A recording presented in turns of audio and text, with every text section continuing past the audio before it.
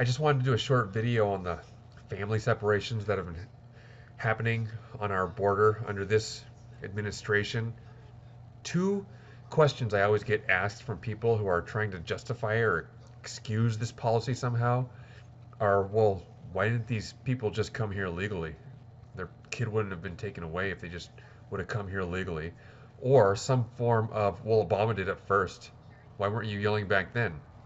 Okay, so to answer the first question, the Trump administration is currently doing everything it can to physically keep people away from official ports of entry. What are official ports of entry? Official ports of entry are places where migrants can go to claim asylum without first having committed the crime of having stepped into our country illegally. So the Trump administration is physically keeping people away from these areas, from these places, and funneling them to places between the border, on the border between official ports of entry, where they first must commit the crime of having entered our country illegally. And under the Trump administration, they are immediately charged with the crime. There's a zero tolerance policy put in place where any child traveling with an adult is immediately separated from that adult and put in a separate detention center.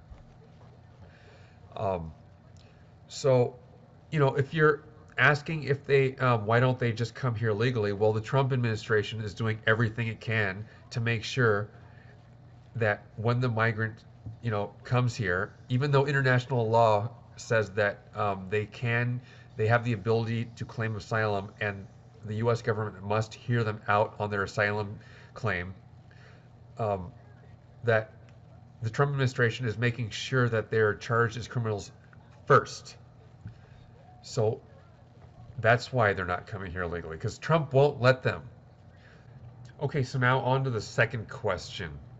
In the summer of 2014, there was a huge influx of migrants coming out of Central America. A large portion of these migrants were unaccompanied minors. I'm not going to excuse or justify what the Obama administration decided to do, but I will just point this out as a point of fact. They were caught off guard. They had to make a lot of really hard decisions in a very short amount of time.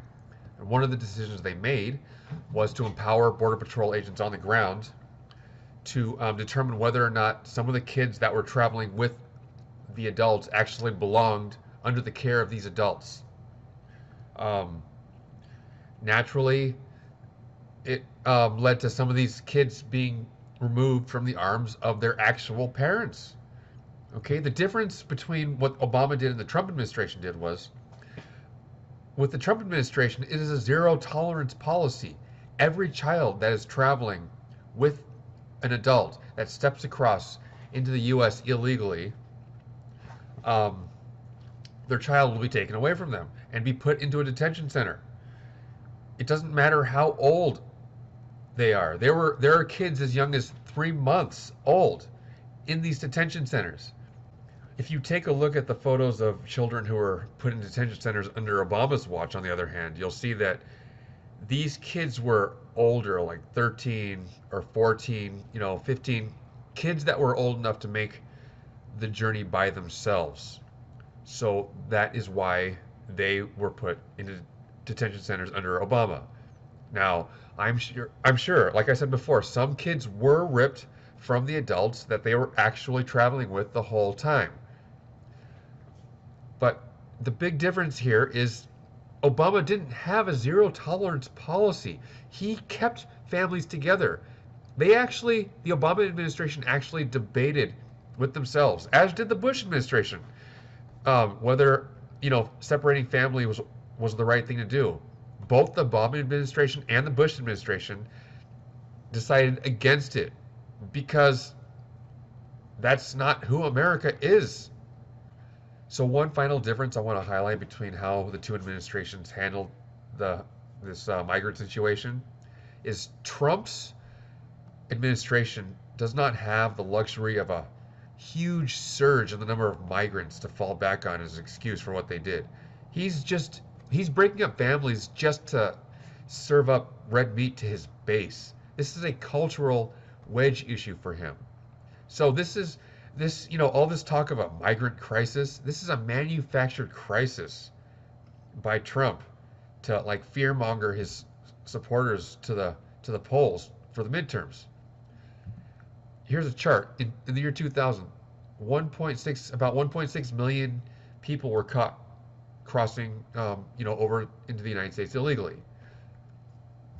Fast forward to 2017, 310,000 people. The numbers are slightly up in 2018, but it's nowhere near the number that made up the surge in the summer of 2014 for Obama.